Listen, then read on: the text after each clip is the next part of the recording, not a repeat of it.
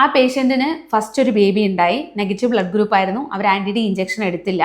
അത് കഴിഞ്ഞുണ്ടായ 2 ബേബീസ് അവർക്ക് നഷ്ടപ്പെട്ടു. ഇതുപോലെ നീര് വന്ന് നഷ്ടപ്പെട്ടു.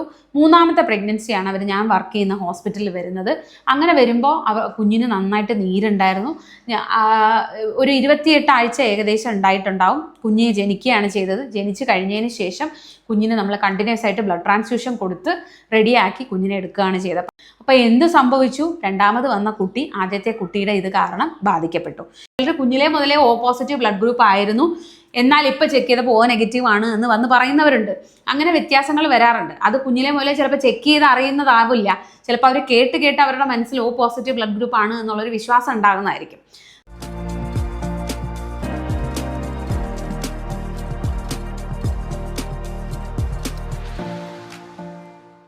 നമസ്കാരം. റീസെൻ്റായിട്ട് എനിക്കൊരു പേഷ്യൻ്റ് ഉണ്ടായി. നെഗറ്റീവ് ബ്ലഡ് ഗ്രൂപ്പുള്ള പേഷ്യൻ്റാണ്. നോർമൽ ഡെലിവറി ആയി, വേറെ പ്രശ്നങ്ങളൊന്നും ഡെലിവറി സമയത്ത് ഉണ്ടായില്ല. അത് കഴിഞ്ഞ് ഞാൻ സിസ്റ്റർമാരുടെ അടുത്ത് പറഞ്ഞിരുന്നു, ബേബി പോസിറ്റീവ് ബ്ലഡ് ഗ്രൂപ്പ് ആണെങ്കിൽ അമ്മയ്ക്ക് ആൻറ്റി ഡി എന്ന് പറയുന്ന ഇഞ്ചക്ഷൻ കൊടുക്കണമെന്ന്. പിറ്റേ ദിവസം രാവിലെ ഞാൻ റൗണ്ട്സിന് പോകുമ്പോൾ അവരുടെ വീട്ടുകാരുടെ എല്ലാവരുടെയും ചോദ്യം, ആൻറ്റി ഡി ഇഞ്ചക്ഷൻ എടുക്കണോ? എന്തിനാണ് അത് എടുക്കുന്നത്? അത് ഇഞ്ചക്ഷന് ഭയങ്കര വിലയാണ്, ഒരു 3000 രൂപയാകും. ഫസ്റ്റ് പ്രഗ്നൻസിയാണ് പേഷ്യൻറ്റിൻ്റെ, വേറെ കുട്ടികളൊന്നുമില്ല, ഇതാണ് ഫസ്റ്റ് കുട്ടി. അപ്പം ബേബി ബ്ലഡ് ഗ്രൂപ്പ് പോസിറ്റീവാണ്. ഈ ചോദ്യം കേട്ടതോടുകൂടി ഞാൻ കരുതി, ശരിക്കും നെഗറ്റീവ് പ്രഗ്നൻസി ഒരു വലിയ ഇമ്പോർട്ടൻ്റ് ആയിട്ടുള്ള ഒരു കാര്യമാണ്. അതിനെക്കുറിച്ചുള്ള അറിവില്ലായ്മയാണ് അവർ ആ പൈസയുടെ അളവുകോല് വെച്ചിട്ട് എൻ്റെ അടുത്ത് ചോദിച്ചത് എനിക്ക് തോന്നി. അപ്പോൾ അതിനെക്കുറിച്ചൊരു വീഡിയോ ചെയ്യാം എന്ന് ഞാൻ വിചാരിച്ചു. അപ്പോൾ ഇന്നത്തെ വീഡിയോ എങ്ങനെ RH നെഗറ്റീവ് മദർ, അതായത് നെഗറ്റീവ് ബ്ലഡ് ഗ്രൂപ്പുള്ള മദറിനുണ്ടാകുന്ന പ്രഗ്നൻസിയെ പറ്റിയാണ്.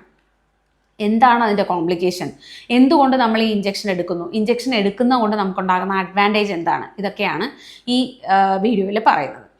അപ്പോൾ ആദ്യമായിട്ട് തന്നെ പറയട്ടെ, നമുക്ക് എല്ലാവർക്കും അറിയാവുന്ന കാര്യമാണ്, നമുക്ക് ബ്ലഡ് ഗ്രൂപ്പ്സ് എന്ന് പറയുന്നത് A ബ്ലഡ് ഗ്രൂപ്പ് ഉണ്ട്, B ബ്ലഡ് ഗ്രൂപ്പ് ഉണ്ട്, O ബ്ലഡ് ഗ്രൂപ്പ് ഉണ്ട്, AB ബ്ലഡ് ഗ്രൂപ്പ് ഉണ്ട്. അതിൽ തന്നെ പോസിറ്റീവും ഉണ്ട് നെഗറ്റീവും ഉണ്ട്. അത് O പോസിറ്റീവ് O നെഗറ്റീവ് ഉണ്ട്, A പോസിറ്റീവ് A നെഗറ്റീവ് ഉണ്ട്, B പോസിറ്റീവ് B നെഗറ്റീവ് ഉണ്ട്, AB പോസിറ്റീവും AB നെഗറ്റീവും ഉണ്ട്. ഈ പോസിറ്റീവ് ഇപ്പം A B എന്ന് പറയുന്ന ബ്ലഡ് ഗ്രൂപ്പുകൾ തീരുമാനിക്കുന്നത് എയും ബിയും എന്ന് പറയുന്ന ആൻറ്റിജൻ എന്ന് പറയുന്ന സാധനമാണ്. അതായത് നമ്മുടെ രക്താണുക്കളുടെ പുറത്ത് A എന്ന് പറയുന്ന അല്ലെങ്കിൽ B എന്ന് പറയുന്ന ആൻറ്റിജൻ ഉണ്ടെങ്കിൽ അവർ ആ ബ്ലഡ് ഗ്രൂപ്പായി മാറും. A ആൻറ്റിജൻ ഉള്ളവരാണെങ്കിൽ A blood group, B antigen ഉള്ളവരാണെങ്കിൽ B ബ്ലഡ് ഗ്രൂപ്പ്, 2 ആൻറ്റിജനും ഉള്ളവരാണെങ്കിൽ AB ബ്ലഡ് ഗ്രൂപ്പ്, 2ഉം ഇല്ലാത്തവരാണെങ്കിൽ O ബ്ലഡ് ഗ്രൂപ്പ്. ഇങ്ങനെയാണ് കണക്കാക്കുക. അപ്പോൾ എല്ലാവരും ചോദിക്കും, ഈ പോസിറ്റീവും നെഗറ്റീവും എന്താണ്? ഈ രക്താണുക്കളുടെ പുറത്ത് വേറൊരു ആൻറ്റിജൻ അഥവാ D ആൻറ്റിജൻ എന്ന് പറയുന്ന ആ ആൻറ്റിജൻ ഉണ്ട് എങ്കിൽ നമ്മൾ അതിനെ പോസിറ്റീവ് ബ്ലഡ് ഗ്രൂപ്പ് എന്നും, ഈ D ആൻറ്റിജൻ ഇല്ല എങ്കിൽ നമ്മൾ അതിനെ നെഗറ്റീവ് ബ്ലഡ് ഗ്രൂപ്പ് എന്നും പറയും. ഇപ്പോൾ എന്താണ് ബ്ലഡ് ഗ്രൂപ്പിൻ്റെ ഏകദേശം എന്നുള്ളത് മനസ്സിലായി എന്ന് വിശ്വസിക്കുന്നു. ഇനി ഈ AB ബ്ലഡ് ആൻറ്റിജൻസിൻ്റെ പ്രത്യേകത എന്താണെന്ന് വെച്ചാൽ, A ബ്ലഡ് ആൻറ്റിജൻ ഉള്ള ആളിൻ്റെ ബ്ലഡിൽ B ആൻറ്റിജൻ എഗൻസ്റ്റ് ഉള്ള ആൻറ്റിബോഡീസ് ഉണ്ടാവും, B ആൻറ്റിബോഡീസ് ഉണ്ടാവും. അതായത് ആൻറ്റിബോഡി എന്ന് പറഞ്ഞു കഴിഞ്ഞാൽ നമ്മുടെ ശരീരത്തിനുള്ളിൽ എക്സ്റ്റേണലായിട്ട് ഒരു സാധനം പ്രവേശിച്ചാൽ, രക്തക്കുഴലിനുള്ളിൽ പ്രവേശിച്ചാൽ അതിനെ നശിപ്പിക്കുന്ന നമ്മുടെ ശരീരത്തിലെ പ്രതിരോധം നൽകുന്ന അണുക്കൾ, അതാണ് ആൻറ്റിബോഡീസ് എന്ന് പറയുന്നത്. അപ്പോൾ A ആൻറ്റിജൻ ഉള്ള ആൾക്കാരുടെ ശരീരത്തിൽ B ആൻറ്റിബോഡീസ് ഉണ്ടാവും. അതായത് നമ്മൾ B ആൻറ്റിജൻ അല്ലെങ്കിൽ B ബ്ലഡ് അവരുടെ ശരീരത്തിൽ എവിടെ നിന്നെങ്കിലും പുറത്തു നിന്ന് ഉള്ളിലേക്ക് കയറുകയാണെങ്കിൽ അവരുടെ ശരീരത്തിൽ ഈ B ആൻറ്റിബോഡീസ് വന്ന് ഈ B ബ്ലഡ് ഗ്രൂപ്പ് അല്ലെങ്കിൽ B ആൻറ്റിജൻസിനെ കൊല്ലും. അതുപോലെ B ആൻറ്റിജൻ ഉള്ളവരുടെ ശരീരത്തിൽ നേരെ മറിച്ച് A ആൻറ്റിജൻസ് ഉണ്ടാകും, A ആൻറ്റിബോഡീസ് ഉണ്ടാകും. അപ്പോൾ A ആൻറ്റിജൻ എവിടെ നിന്നെങ്കിലും വരികയാണെങ്കിൽ ഈ ആൻറ്റിബോഡീസ് കയറി ഈ ആൻറ്റിജനെ കൊല്ലും, A ആൻറ്റിജനെ കൊല്ലും. അതുപോലെ O ബ്ലഡ് ഗ്രൂപ്പ് ഉള്ള ആൾക്കാരുടെ ഉള്ളിൽ ഈ A ആൻറ്റിബോഡീസും ഉണ്ടാകും, B ആൻറ്റിബോഡീസും ഉണ്ടാകും. ഇതുകൊണ്ടാണ് നമ്മൾ പറയുന്നത് ബ്ലഡുകൾ തമ്മിൽ മാറ്റി കൊടുക്കാൻ പാടില്ല. A ബ്ലഡ് ഗ്രൂപ്പ് ഉള്ള ഒരാൾക്ക് B ബ്ലഡ് ഗ്രൂപ്പ് കൊടുത്താൽ അയാളുടെ ശരീരത്തിൽ റിയാക്ഷൻ ഉണ്ടാകും. എന്തുകൊണ്ടാണ്? അയാളുടെ ശരീരത്തിൽ B ബ്ലഡ് ഗ്രൂപ്പുകളെ നശിപ്പിക്കാനുള്ള B ആൻറ്റിബോഡീസ് ഉണ്ട്. O ബ്ലഡ് ഗ്രൂപ്പ് ഉള്ള ഒരാൾക്ക് എയോ ബിയോ ABയോ കൊടുത്തു കഴിഞ്ഞാൽ അയാൾക്ക് റിയാക്ഷൻ ഉണ്ടാകും. എന്തുകൊണ്ടാണ്? അയാളുടെ ശരീരത്തിൽ A ആൻറ്റിബോഡീസും B ആൻറ്റിബോഡീസും ഉണ്ട്. ഇത് ആ കയറുന്ന ബ്ലഡിനെ നശിപ്പിക്കും. അങ്ങനെയാണ് അവർക്ക് റിയാക്ഷൻ ഉണ്ടാകുന്നതും ഈവൻ മരണം വരെ സംഭവിക്കാനുള്ള റിയാക്ഷൻസ് ചിലർക്ക് ഉണ്ടാകാറുണ്ട്. അപ്പോൾ അതുകൊണ്ടാണ് നമ്മൾ ബ്ലഡ് അടയ്ക്കുമ്പോൾ അല്ലെങ്കിൽ ബ്ലഡ് കയറ്റുമ്പോൾ എപ്പോഴും ശ്രദ്ധിക്കണം എന്ന് പറയുന്നത്. ബ്ലഡ് ഗ്രൂപ്പ് വളരെയധികം ശ്രദ്ധിച്ചിട്ട് മാത്രമേ നമ്മൾ ബ്ലഡ് കയറ്റാറുള്ളൂ. ഇത് ABO ബ്ലഡ് ഗ്രൂപ്പ് സിസ്റ്റത്തിൻ്റെ കാരണം. ഇനി ഡി ആൻറ്റിജൻ ഉള്ളവരെ ശരീരത്തിൽ ഡി ആൻറ്റിജൻ എഗൻസ്റ്റ് ഉള്ള ആൻറ്റിബോഡീസ് ഇല്ല. അഥവാ ഡി ആൻറ്റിജൻ ഉള്ളവരെ ശരീരത്തിൽ പുറത്തുനിന്നും നെഗറ്റീവ് ബ്ലഡ് ഗ്രൂപ്പ് ഉള്ള ഇത് കയറി കഴിഞ്ഞ് കഴിഞ്ഞാൽ അവരുടെ ശരീരത്തിൽ അത് നശിപ്പിക്കാനുള്ള, ഡി ആൻറ്റിജൻ ഇല്ലാത്തവരുടെ ശരീരത്തിൽ അത് നശിപ്പിക്കാനുള്ള രക്താണുക്കൾ അഥവാ ആൻറ്റിബോഡീസ് ഇല്ല എന്നുള്ളതാണ് പറഞ്ഞത്. അപ്പോൾ നമുക്കൊരു ഉദാഹരണം എടുക്കാം. ഒരു നെഗറ്റീവ് ബ്ലഡ് ഗ്രൂപ്പ് ഉള്ള ഒരാൾ, അവർക്ക് നമ്മൾ അറിയാണ്ട് അവർ O നെഗറ്റീവ് ആയിരുന്നു, അവർക്ക് O പോസിറ്റീവ് ബ്ലഡ് കൊടുക്കുകയാണ്. അവർക്ക് ആക്ച്വലി ഫസ്റ്റ് ദിവസം യാതൊരു പ്രശ്നങ്ങളും ഉണ്ടാകില്ല. കാരണം അവരുടെ ശരീരത്തിൽ ഈ ഡി ആൻറ്റിജൻ എന്ന് പറയുന്നതിന് എഗൻസ്റ്റ് ഉള്ള ആൻറ്റിബോഡീസ് ഇല്ല. പക്ഷേ ക്രമേണ പുതിയൊരു ആൻറ്റിബോഡി, ഈ പുതിയൊരു ബ്ലഡ് ഉള്ളിൽ കയറി ഇത് നമ്മുടെ പ്രതിരോധശേഷി ഉണ്ടാകുന്ന കോശങ്ങളെ സ്റ്റിമുലേറ്റ് ചെയ്ത് അതിൽ നിന്നും ഇതിന് എഗൻസ്റ്റ് ആയിട്ടുള്ള ആൻറ്റിബോഡീസ് ആ ആളുടെ ഉള്ളിൽ ഉണ്ടാകും. പിന്നെ എപ്പോഴെങ്കിലും നമ്മൾ ഇതുപോലെ ബ്ലഡ് മാറ്റി കൊടുത്താൽ ആ സമയത്ത് അതിഭീകരമായ റിയാക്ഷൻ ഉണ്ടാകാനും അയാളുടെ മരണം വരെ സംഭവിക്കാനുമുള്ള സാധ്യതയുണ്ട്. അതുകൊണ്ടാണ് നമ്മൾ പ്രഗ്നൻസിയിൽ വരുമ്പോൾ എപ്പോഴും ഓരോ പ്രാവശ്യവും ബ്ലഡ് ഗ്രൂപ്പ് ചെക്ക് ചെയ്തിരിക്കണം എന്ന് പറയുന്നത്. പലർക്കും പല സ്ഥലത്ത് നിന്ന് ടെസ്റ്റ് ചെയ്യുമ്പോൾ ചിലപ്പോൾ വ്യത്യാസങ്ങൾ വരാറുണ്ട്. ചിലർ കുഞ്ഞിലേ മുതലേ O പോസിറ്റീവ് ബ്ലഡ് ഗ്രൂപ്പ് ആയിരുന്നു, എന്നാൽ ഇപ്പോൾ ചെക്ക് ചെയ്തപ്പോൾ O നെഗറ്റീവ് ആണ് എന്ന് വന്ന് പറയുന്നവരുണ്ട്. അങ്ങനെ വ്യത്യാസങ്ങൾ വരാറുണ്ട്. അത് കുഞ്ഞിലേ മുതലേ ചിലപ്പോൾ ചെക്ക് ചെയ്ത് അറിയുന്നതാവില്ല. ചിലപ്പോൾ അവർ കേട്ട് അവരുടെ മനസ്സിൽ O പോസിറ്റീവ് ബ്ലഡ് ഗ്രൂപ്പ് ആണ് എന്നുള്ളൊരു വിശ്വാസം ഉണ്ടാകുന്നതായിരിക്കും. ബാക്ക് ടു ഇനി നമ്മൾ പ്രഗ്നൻസിയിലേക്ക് തിരിച്ചു വരാം. പ്രഗ്നൻസിയിൽ ഒരു നെഗറ്റീവ് ബ്ലഡ് ഗ്രൂപ്പ് ഉള്ള ഒരു അമ്മ, ഉദാഹരണത്തിന് ഒരു A നെഗറ്റീവ് ബ്ലഡ് ഗ്രൂപ്പ് ആണെന്ന് വെക്കുക. ഹസ്ബൻഡിൻ്റെ ബ്ലഡ് ഗ്രൂപ്പ് പോസിറ്റീവ് ആണ്, ഉദാഹരണം B പോസിറ്റീവ് ബ്ലഡ് ഗ്രൂപ്പ് ആണെന്ന് വെക്കുക. അപ്പോൾ അവരുടെ കുട്ടിക്ക് പോസിറ്റീവ് ബ്ലഡ് ഗ്രൂപ്പ് വരാനുള്ള സാധ്യത കൂടുതലാണ്. അത് ഡിപ്പെൻസ്. അത് അച്ഛന് 2 B ആൻറ്റിജൻ ഉണ്ടോ ഇല്ലയോ എന്നുള്ളത് ഡിപ്പെൻസ്. 50% പോസിറ്റീവ് ബ്ലഡ് ഗ്രൂപ്പുള്ള കുട്ടിയും 50% നെഗറ്റീവ് ബ്ലഡ് ഗ്രൂപ്പുള്ള കുട്ടി ഉണ്ടാവാനുള്ള സാധ്യതയുണ്ട്. അപ്പോൾ അത് നമ്മൾ തീരുമാനിക്കുന്നത് ഡെലിവറി കഴിഞ്ഞതിന് ശേഷം കുഞ്ഞിൻ്റെ ബ്ലഡ് ഗ്രൂപ്പ് ചെക്ക് ചെയ്തിട്ടാണ്. ഇത് കഴിഞ്ഞ് കഴിയുമ്പോൾ അപ്പോൾ ഇതിൽ നമ്മൾ ശ്രദ്ധിക്കേണ്ട കാര്യം, ഈ നെഗറ്റീവ് ബ്ലഡ് ഗ്രൂപ്പ് ഉള്ള അമ്മയുടെ ശരീരത്തിൽ ഡി ആൻറ്റിജൻ ഇല്ല. ഞാൻ നേരത്തെ പറഞ്ഞ ആൻറ്റിജൻ ഇല്ല. പക്ഷേ അമ്മയുടെ ശരീരത്തിൽ വേറെ നേരത്തെ ബ്ലഡ് ട്രാൻസ്ഫ്യൂഷൻ ഒന്നും ചെയ്തിട്ടില്ല എങ്കിൽ, അതായത് പോസിറ്റീവ് ബ്ലഡ് ഗ്രൂപ്പ് ഒന്നും അമ്മ ബ്ലഡായിട്ട് കയറ്റിയിട്ടില്ല എന്നുണ്ടെങ്കിൽ അമ്മയുടെ ശരീരത്തിൽ ഡി ആൻറ്റിജൻ എഗൻസ്റ്റ് ഉള്ള ആൻറ്റിബോഡീസ് ഇല്ല. പക്ഷെ പ്രഗ്നൻസിയിൽ പല സമയങ്ങളിലായിട്ട് കുഞ്ഞിൻ്റെ രക്താണുക്കൾ അമ്മയുടെ മറുപിള്ള വഴി, പ്ലാസൻ്റ വഴി അമ്മയുടെ രക്തത്തിലേക്ക് കയറാറുണ്ട്. അങ്ങനെ വളരെ ചെറിയ ബ്ലീഡിങ്ങുകൾ അത് പല സമയത്തായിട്ട് ഉണ്ടാകാം. ചെറിയ ഇടികൾ കിട്ടുമ്പോഴോ, അല്ലെങ്കിൽ ചെറുതായിട്ട് താഴേക്ക് ബ്ലീഡിങ് ഉണ്ടാകുമ്പോഴോ, അല്ലെങ്കിൽ വേറെ എന്തെങ്കിലും പ്രൊസീജിയേഴ്സ്, ഇപ്പം സെർവിക്സിൽ സ്റ്റിച്ച് ഇടുന്ന പ്രൊസീജിയർ ചെയ്യുമ്പോഴോ, മുന്നേ അബോർഷൻ ഉണ്ടായിട്ടുണ്ടെങ്കിലോ, അങ്ങനെയൊക്കെ ഉണ്ടാകുമ്പോൾ ഈ കുഞ്ഞിൻ്റെ ഇതിൽ നിന്നും രക്താണുക്കൾ പ്ലാസൻ്റ വഴി അമ്മയുടെ ശരീരത്തിലേക്ക് കയറാറുണ്ട്. ഇങ്ങനെ സംഭവിക്കുമ്പോൾ എന്ത് പറ്റും? അമ്മയുടെ ശരീരത്തിൽ ഇത് കയറി ഇത് ഡി ആൻറ്റിജൻ എഗൻസ്റ്റ് ആയിട്ടുള്ള ആൻറ്റിബോഡീസ് അമ്മയുടെ ശരീരത്തിന് ഉണ്ടാവാൻ കാരണമാകും. ഏറ്റവും കൂടുതൽ കുഞ്ഞിൽ നിന്നും അമ്മയിലേക്ക് ബ്ലഡ് കയറുന്ന സമയം എന്ന് പറയുന്നത് ഡെലിവറി സമയമാണ്. പ്രസവ സമയത്ത് ഏകദേശം 15 ml രക്തം കുഞ്ഞിൽ നിന്നും മറുപിള്ള വഴി അമ്മയിലേക്ക് കയറാൻ സാധ്യതയുണ്ട് എന്നാണ് പറയപ്പെടുന്നത്. അപ്പോൾ അങ്ങനെ വരുമ്പോൾ ഈ അമ്മയുടെ ഉള്ളിലേക്ക് പോസിറ്റീവ് ബ്ലഡ് ഗ്രൂപ്പ് ഉള്ള രക്താണുക്കൾ കയറുകയും അതുവഴി അമ്മ സെൻസിറ്റൈസ്ഡ് ആവുകയും ചെയ്യും. അതായത് അമ്മയ്ക്ക് ഇതിനകത്ത് ആൻറ്റിബോഡീസ് ഉണ്ടാകപ്പെടുകയാണ് ചെയ്യുന്നത്. പക്ഷേ ഈ ആദ്യം ഉണ്ടാകുന്ന ആൻറ്റിബോഡീസ് എന്ന് പറയുന്നത് IgM എന്ന് പറയുന്ന വലിയ ആൻറ്റിബോഡീസ് ആണ്. അതിന് സൈസ് കൂടുതലാണ്. അതിനെ നമുക്ക് മറുപിള്ള വഴി ക്രോസ് ചെയ്ത് കുഞ്ഞിലേക്ക് എത്താനുള്ള സാധ്യതയില്ല. ഇപ്പോൾ ഉദാഹരണം, ഒരു അമ്മയ്ക്ക് മറു താഴെയായിരുന്നു, വളരെയധികം പെട്ടെന്ന് ബ്ലീഡിങ് ഉണ്ടായി എന്ന് വെക്കുക. ആ സമയത്ത് ഈ തരത്തിലുള്ള ബ്ലഡ് കുഞ്ഞിൻ്റെ സൈഡിൽ നിന്നും അമ്മയുടെ സൈഡിലേക്ക് കയറാനുള്ള സാധ്യതകൾ കൂടുതലാണ്. ആ സമയത്ത് നമ്മൾ ആൻറ്റി-ഡി കൊടുത്തില്ല എന്നുണ്ടെങ്കിൽ ആ അമ്മയ്ക്ക് ഈ ബ്ലഡ് ഉള്ളിൽ കയറിയ ബ്ലഡ് ആ അമ്മയുടെ ഉള്ളിൽ ചെന്ന് ആൻറ്റിബോഡീസ് ഉണ്ടാക്കാനുള്ള സാധ്യതയുണ്ട്. ഇപ്പോൾ ഒരു 7ാം മാസത്തിലാണ് അമ്മയ്ക്ക് ബ്ലീഡിങ് ആയതെന്ന് വെക്കുക. പക്ഷേ ഈ ബ്ലഡ് ഉള്ളിൽ കയറിയ ബ്ലഡ് ഈ ആദ്യം ഉണ്ടാക്കുന്ന ആൻറ്റിബോഡി ഞാൻ പറഞ്ഞു IgM ആൻറ്റിബോഡിയാണ്. ഇതിന് വലിപ്പം കൂടുതലാണ്. ഇതിന് മറുപിള്ള ക്രോസ് ചെയ്ത് കുഞ്ഞിലേക്ക് വരാൻ പറ്റില്ല. അപ്പോൾ എന്ത് സംഭവിക്കും? ഇപ്പോൾ ഉണ്ടാകുന്ന കുഞ്ഞിന് വേറെ ദോഷമൊന്നുമില്ല. എന്നാൽ ഒരു 6 മാസം കഴിയുമ്പോൾ വേറെ ചെറിയ ആൻറ്റിബോഡീസ് അഥവാ IgG ആൻറ്റിബോഡീസ് ഉണ്ടാകും. ഈ ആൻറ്റിബോഡീസിന് മറുപിള്ള ക്രോസ് ചെയ്ത് കുഞ്ഞിലേക്ക് വരാനുള്ള സാധ്യതയുണ്ട്.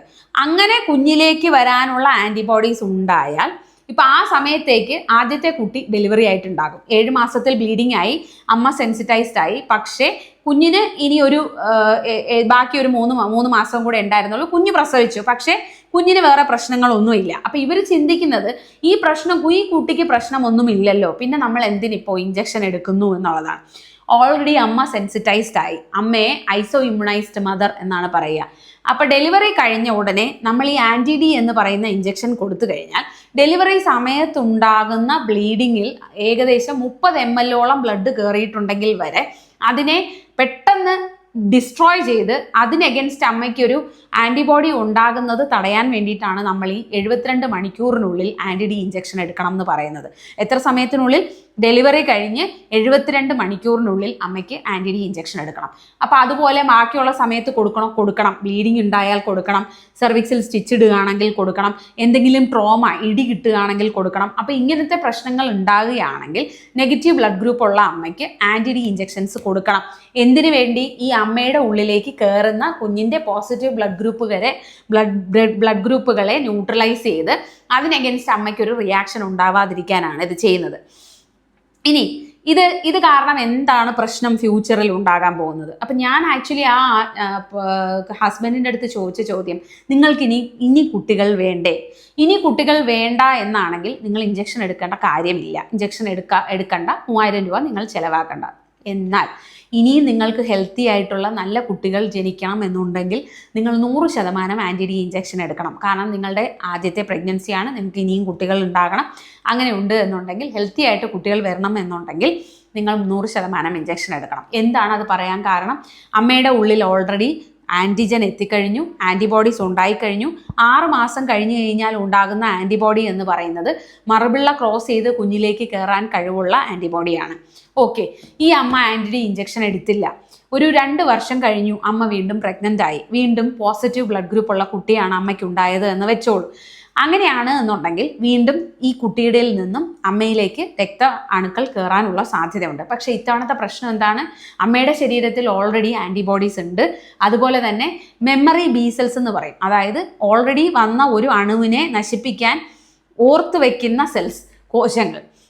ഈ കോശങ്ങൾ നേരത്തെ കയറിയിട്ടുള്ള അണുക്കളാണെങ്കിൽ അതിനെ പെട്ടെന്ന് ഐഡൻറ്റിഫൈ ചെയ്യും. പെട്ടെന്ന് തന്നെ IgG അഥവാ ചെറിയ ആൻറ്റിബോഡീസ് കൂടുതലായിട്ട് പെട്ടെന്ന് വളരെ ഫാസ്റ്റായിട്ട് ഡെവലപ്പ് ചെയ്യുകയും ചെയ്യും. അങ്ങനെ വരുമ്പോൾ എന്ത് സംഭവിക്കും? ഈ IgG ആൻറ്റിബോഡീസ് പ്ലാസൻറ്റ ക്രോസ് ചെയ്ത് കുട്ടിയിലേക്ക് പോവുകയും കുഞ്ഞിൻ്റെ പോസിറ്റീവായിട്ടുള്ള രക്താണുക്കളെ നശിപ്പിക്കുകയും ചെയ്യും. അത് കാരണം എന്ത് സംഭവിക്കും? കുഞ്ഞിന് രക്തക്കുറവുണ്ടാകും. കുഞ്ഞിൻ്റെ ശരീരത്തിൽ ബിലിറൂബിൻ അഥവാ മഞ്ഞയുടെ അളവ് കൂടും. അത് കാരണം കുട്ടിക്ക് ഹാർട്ട് ഫെയിലിയർ വരെ വരാം. കുഞ്ഞിൻ്റെ ശരീരങ്ങളിൽ പല ഭാഗങ്ങളിലായി വെള്ളം കെട്ടുണ്ടാകും. അതായത് വയറിലാകട്ടെ, തലച്ചോറിന് ചുറ്റുമാകട്ടെ, ലങ്സിന് ചുറ്റുമാകട്ടെ, ഹാർട്ടിന് ചുറ്റുമാകട്ടെ, പല ഭാഗങ്ങളിലായി ശരീരമാകെ വെള്ളക്കെട്ടുണ്ടാകും. അത് നമ്മുടെ ആ കുട്ടിയുടെ ശരീരത്തിൽ കൂടുതലായി രക്താണുക്കൾ നശിപ്പിക്കുന്നത് ലിവറിലും സ്പ്ലീനിലുമാണ്. അത് കാരണം കുഞ്ഞിൻ്റെ ലിവറും സ്പ്ലീനും ഒക്കെ വലുതാവാൻ സാധ്യതയുണ്ട്. അപ്പോൾ എന്ത് സംഭവിച്ചു? രണ്ടാമത് വന്ന കുട്ടി ആദ്യത്തെ കുട്ടിയുടെ ഇത് കാരണം ബാധിക്കപ്പെട്ടു. ഈ കുട്ടി ചിലപ്പോൾ ആദ്യത്തെ ഒരു 32 ആഴ്ചയാകുമ്പോഴായിരിക്കും ചിലപ്പോൾ നമ്മൾ സ്കാൻ ചെയ്യുമ്പോൾ ഇതുപോലെ നീരുണ്ട് എന്ന് കണ്ടുപിടിക്കുന്നത്. അപ്പോൾ ചെക്ക് ചെയ്യുമ്പോൾ കുട്ടിക്ക് രക്തക്കുറവുണ്ട് എന്നുണ്ടെങ്കിൽ നമുക്ക് 34 ആഴ്ചയൊക്കെ ആയാൽ നമ്മൾ പെട്ടെന്ന് ഡെലിവറി ആക്കുക എന്നുള്ളതായിരിക്കും നമ്മുടെ ഉദ്ദേശം. എന്നാൽ നേരത്തെ ആണെങ്കിലോ ഒരു 26 ആഴ്ച 28 ആഴ്ച ആയെങ്കിലോ നമുക്ക് കുഞ്ഞിനെ കുറച്ചുകൂടെ മുന്നോട്ട് കൊണ്ടുപോകണം. അതിനുള്ള മാർഗങ്ങൾ എന്താണ്? വളരെ ബുദ്ധിമുട്ടാണ്.